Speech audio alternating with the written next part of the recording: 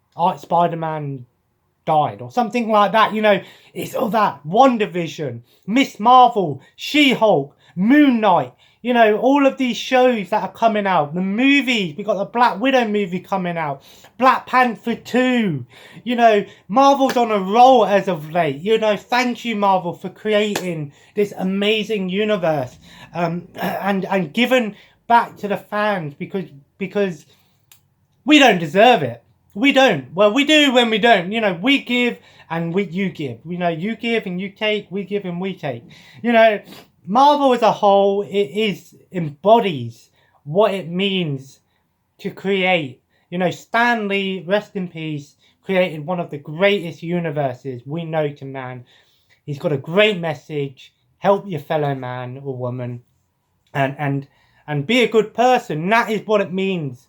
You know, Stan Lee always said that anyone can be a superhero. A superhero doesn't need to be someone with superheroes. A superhero can just be someone that helps their fellow man. And this game does a good job at that as well, showing off how normal people can help people. So this game does have a good message about it. Don't get me wrong, DC, Batman, all that stuff is great too, but this is a Marvel dedicated video. So all I'm going to say, all in conclusion, Spider-Man, Marvel Spider-Man, Insomniac Games, I'm going to rate this game a 9.5 out of 10. The only thing that stops it from being a 10 out of 10 is just a tiny little bit of repetition, but it's not enough to make it seem boring in any way. It just would have been nice to maybe include a little bit more side missions and side quests. Some extra villains and things would have been nice. And perhaps some more suits as well. Not that there's not enough suits, but one suit I didn't see in the game was the Venom suit. Where was that? Unless I haven't unlocked it, but I couldn't see it in the game. Could you? Let me know in the comments below. 9.5. Recommend this game. If you haven't got a PS4 and you love Spider-Man, get this. Get a PS4. You can get them cheap now. Get Spider-Man. You'll love it. Even if you just get a PlayStation 4 just for Spider-Man. Not saying that PlayStation 4 hasn't got any good games, but Spider-Man is amazing. There we go. Spider-Man, guys. I loved it. Did you guys play it? Let me know in those comments below. And of course, feel free to leave a like if you enjoyed today's video. Let me know in the comments below. Do you want more Marvel-themed episodes? Do you want more reviews? I'm currently playing Yakuza 0 with the upcoming late Yakuza Remastered Collection with 3 already out. I've got to finish 0 before I play Kiwami 2. And of course, the review for 0 should be coming out. Unless I've already done it. I don't think I have. I'll have to double check that. Will be coming in the future. Hopefully some more videos will be coming out soon and good stuff like that. You know me. I'm always going to try to create the best videos as possible. I'm so sorry, I'm putting my tab on charge tonight. Excuse me, this is not a good way to end the video. I am so sorry. And as always, guys, feel free to subscribe if you haven't already for more content like this. I will try to create the best I can. I've got a shit ton of games in my backlog, so there'll be reviews coming out your ass in a minute. And as always, guys, check me out on Instagram and Twitter at TheMadKaiger. You'll see the updates to the channel there, highlights of the videos, and of course, highlights to the collection. And as always, guys, I'll see you in the next video. And, have a nice day, and I will see you in the next video. Take care, and bye-bye.